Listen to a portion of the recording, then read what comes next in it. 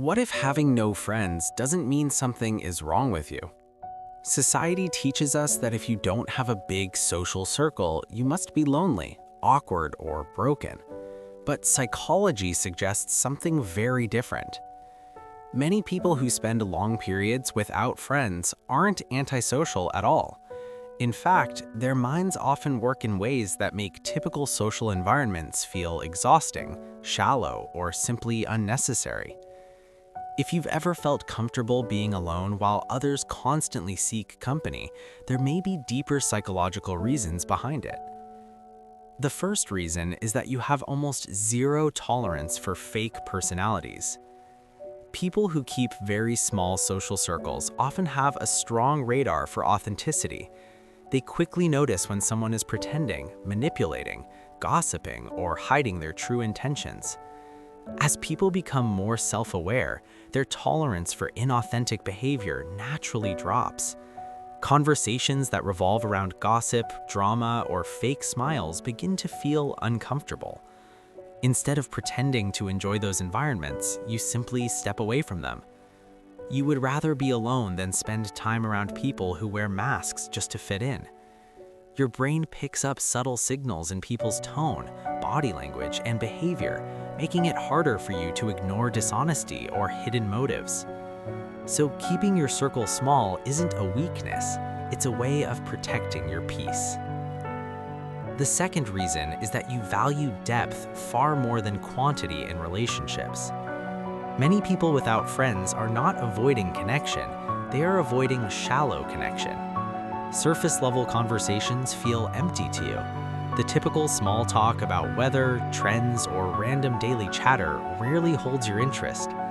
Instead, your mind is drawn to deeper topics. You enjoy discussing ideas, human behavior, psychology, purpose, and the bigger questions about life.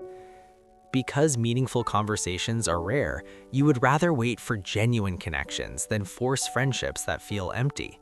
You're not avoiding relationships, you're simply waiting for real ones.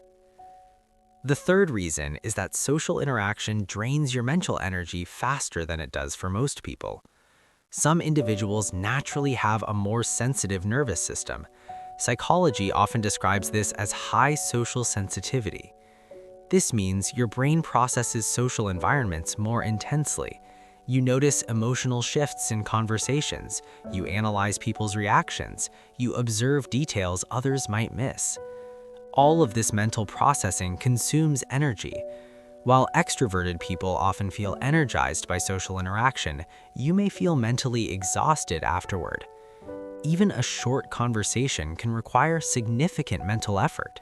That's why solitude becomes essential. Time alone allows your mind to reset and recover. It doesn't mean you dislike people, it simply means your brain needs quiet in order to recharge. The fourth reason is that you are extremely independent. Many people who live comfortably without a large social circle have something psychologists call low social dependency. This means they do not rely heavily on others for emotional validation, entertainment, or direction. You can spend long hours alone without feeling bored. You can solve problems independently and entertain your own thoughts. Instead of needing constant company, you build a rich inner world filled with ideas, reflections, and personal goals. This independence sometimes makes you appear distant to others, but in reality, it often reflects emotional strength. Your standards for friendship are also much higher. You don't allow just anyone into your life. While many people collect acquaintances, you are selective about who truly earns your trust. The fifth reason often comes from past experiences. Many people who now keep their distance from others have experienced betrayal, disappointment, or emotional wounds in the past. When trust is broken, the brain naturally becomes more cautious. It learns to observe more carefully before allowing someone into your personal space. Instead of trusting quickly, you take your time. You watch how people behave over time. You notice patterns. Psychologists sometimes describe this as developing a higher trust threshold. In other words, people must show consistency, honesty, and respect before they gain access to your life. And while this can appear guarded, it also protects you from repeating painful experiences. So if you currently have few or no friends, it doesn't automatically mean something is wrong with you.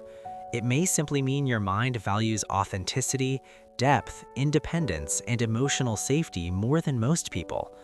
Many individuals with strong self-awareness spend periods of their lives walking alone, not because they are incapable of connection, but because they refuse to settle for the wrong one. Sometimes the strongest minds prefer solitude until they meet people who truly understand them. If you found this video interesting, make sure to subscribe for more content about psychology, human behavior, and the hidden patterns behind personality. And before you go, share your thoughts in the comments. Do you think having fewer friends leads to a peaceful life, or do you believe strong friendships are essential for happiness? Your perspective might help someone else understand themselves a little better.